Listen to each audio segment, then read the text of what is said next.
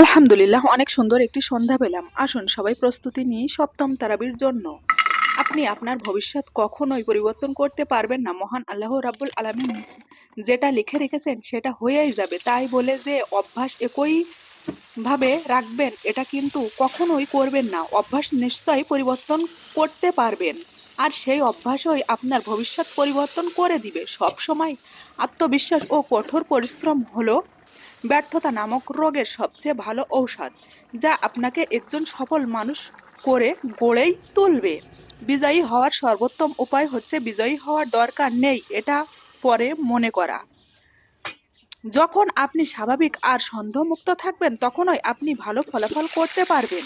জীবনে কঠিন সব বাধা আসবেন বা আসে, কিন্তু আপনার ধ্বংস করতে নয়, বরং আপনার ভিতরের লুকিয়ে থাকা শক্তিকে অনুধাবন করাতে।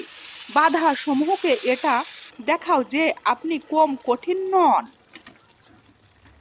যদি আপনি সূর্যের মতো উজ্জ্বল হতে চান তাহলে সবার আগে আপনাকে সূর্যের মতো পড়তে শিখতে হবে। অর্থাৎ কিছু সফল হতে চাইলে নিশ্চয় আপনাকে অত্যন্ত আঘাত পেয়েই কাঁদতে হবে, তাহলেই না আপনি সফলতা পাবেন। এটাই হচ্ছে আমাদের এই সুন্দর পৃথিবীর কঠোর পরিশ্রমের সফলতা ফিরে পাওয়ার যোগ্য। সেই জন্য কঠোর পরিশ্রম করেই যাব, সফলতা আসবে ইনশাল্লাহ।